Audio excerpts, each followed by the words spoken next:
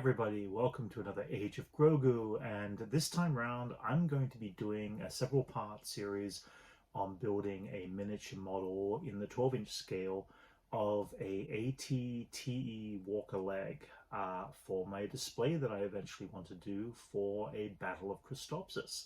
How did I come to this? I ended up by picking up over the course of the last couple of years several 12-inch scale Hot Toys, SideShow toys figures from the Clone Wars era of Star Wars, and they're kind of outgrowing the small space that I actually had for them on my shelf. And I started to think, well, part of what I wanted to figure out for 2024 was I pre-ordered also the Ghost from Rebels from the HasLab. And I'm basically thinking I need to kind of build a big enough space that can house both the Ghost and a 12-inch scale of the Clone Wars figures that I have. So looking around my room, I kind of figured I kind of need to redesign a bit of my space. For this to take place, one of the first things I did when I moved into my apartment a year and a half ago was figure out how do I want to lay out this space and make it work. Well, I wanted it as open as possible, but part of me also had in the back of my mind, what would happen if I put a cross-section off of the wall and separated part of the living room and the dining room section by creating a false wall? And I started thinking, I was like, oh, it's kind of a good idea, maybe sometime if I get to that point. Well, suddenly I realized that everything I was thinking about for what I want to do for the Ghost and the Clone Wars display and the setup would actually involve me having to do that. So I ended up by taking the stride, moving my Blu-ray and DVD shelf and putting it on its 90-degree axis off the wall. And through that, I would create an entire shelving space on the other side of this. So after taking some measurements, figuring out a few cuts, stuff like that, I ended up by getting myself some lumber and built myself my own shelving, and over the course of some time painted it up, measured, make sure that it all fit in there section by section, and slowly ended up by transforming it into this entire section here. So my goal at this point was to put the Ghost on the bottom section of the shelf, making eventually a docking bay for it, and on top of it would be a landing area that would be perfect for a 12-inch Battle of Christophsis from the Clone Wars. And of course, if you do not know what that is, from the Clone Wars Season 1, Episode 1, along with, well, which technically is considered a movie, they also do a couple of flashback scenes during the series. We get to see some incredible landscape of this kind of very blue, kind of crystalline kind of city that they are fighting for, the clones and Anakin and Obi-Wan are fighting for. And I thought, that's kind of cool. I mean, it's different. It's not, all kind of, I was never a huge fan of just the Dust Bowl and the look of Geonosis. And Geonosis I always found to be kind of the reds are a bit aggressive, and it's a lot of organic texture that, would be kind of cool and fun to do sometime, but I just didn't find anything interesting about it.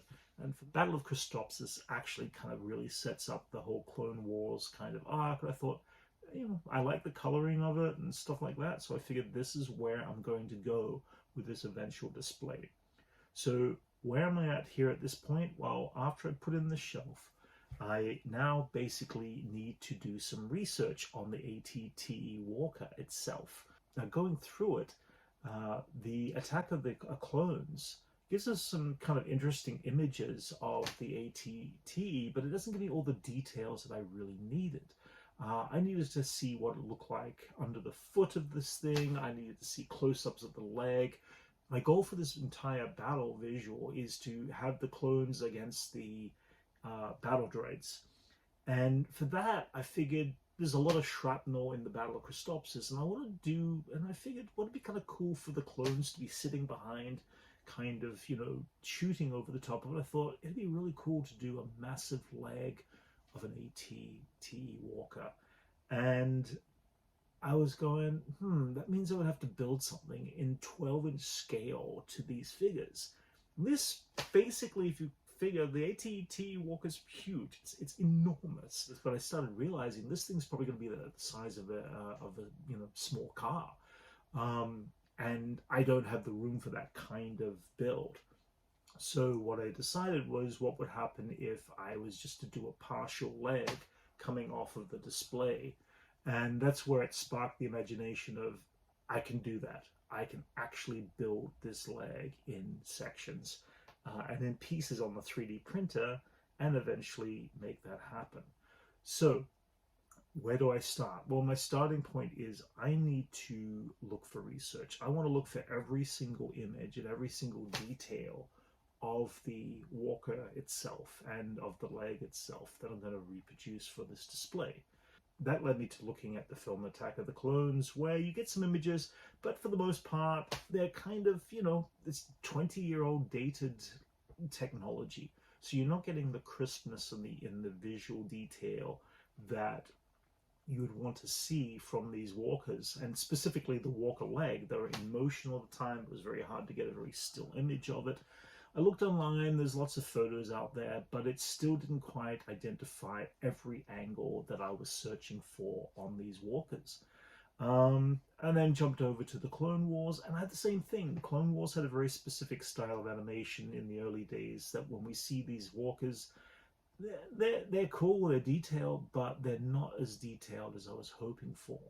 Come forth when the Bad Batch Season 1 came along, they did an episode called Common Ground, and I ended up by going, that is absolutely incredible. We are seeing the most in-depth look of the walker. We're seeing the bottom of the foot. We're seeing the angles of each leg. We're seeing the characters and the figures walking in between these legs. It's giving me a scale of what it would be like to actually build one of these legs and how to actually scale from that.